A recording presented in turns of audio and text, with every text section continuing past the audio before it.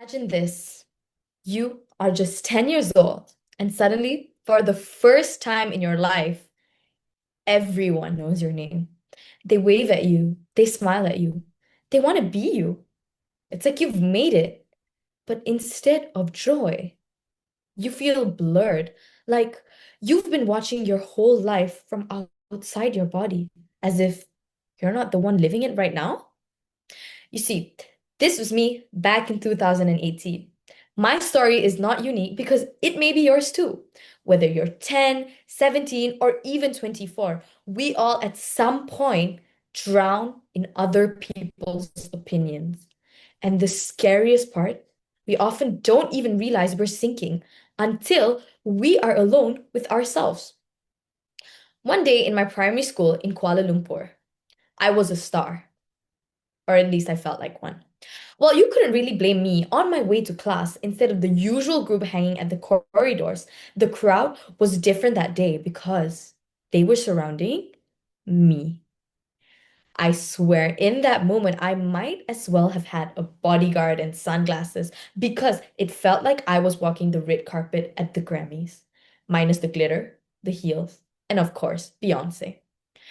Everyone knew my name. My schoolmates waved, smiled, and greeted me with this weird mix of enthusiasm and awe that I've never seen before.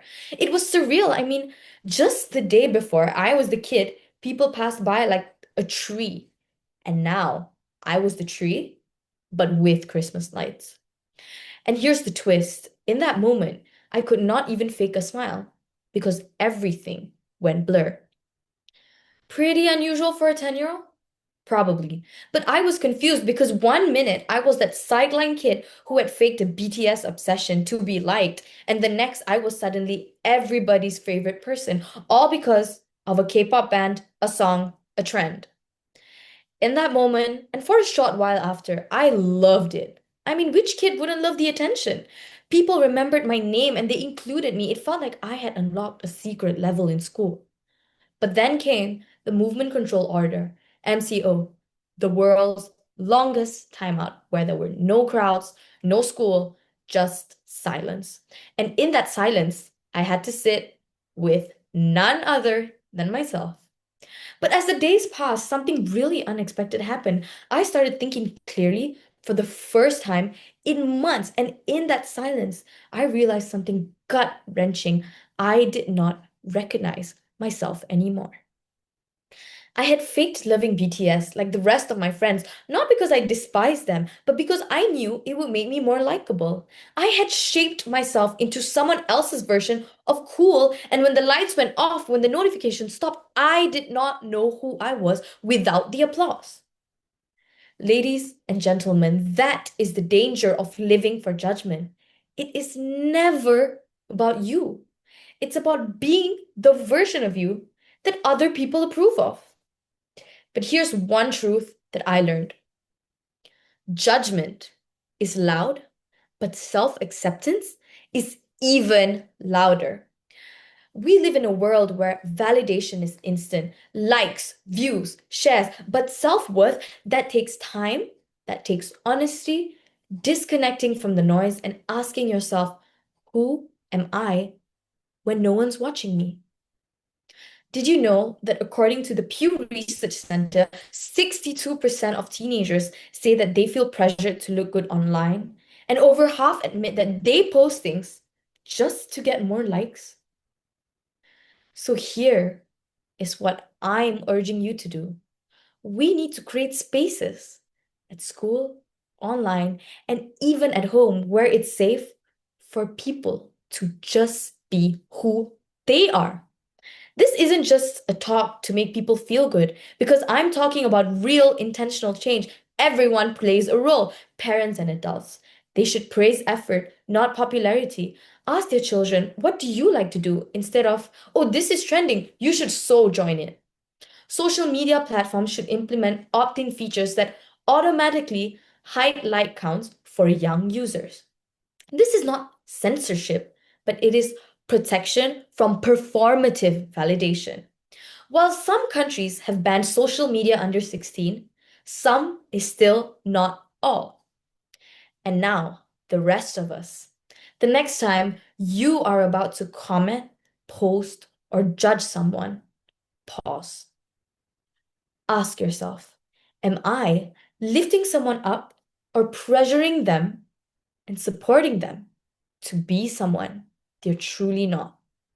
And if you're the one drowning in judgment right now, you should try this because it worked for me, it might for you too. Spend just 10 minutes, only 10 minutes out of your 24 hours today doing something only you enjoy, not for the likes, not for validation nor attention, just for you. Because living for other people's approval is like wearing shoes that don't quite fit right. They look great on the outside, sparkly red heels, but every step you take hurts your feet more and more. So here is my final plea. Let's stop teaching our friends, families, and ourselves that our value is tied to visibility. Let's start teaching that it's okay to be quiet, to be called weird, to be different, and to be real. Because in a world drowning in judgment, self-acceptance is not just powerful, it's rebellion. So let me leave you with a question. How much of your life are you willing to trade just to be accepted by people who don't even bother to know the real you? Because here's one harsh truth. You can win the crowd and still lose yourself. You can get all the likes, laughs, the applause that you want and still feel completely invisible when you're finally alone. And I know that feeling because I have lived it. But there is a moment, a quiet, life-changing moment when you realize that being seen is not the same as being known. And in that moment, you will face a choice. Do I keep performing or do I finally show up as me? Brene Brown once said, authenticity is like a collection of choices that we have to make every day. It's about the choice to show up and be real, the choice to be honest, the choice to let our true selves be seen. And let me tell you, that choice, it's terrifying, but it's also freedom. So, ladies and gentlemen, I'll say it one last time, not as a quote, but as the truth that I have lived. Judgment is loud, but self-acceptance is even louder. So be loud, be real, be you, without permission, without apology. Thank you.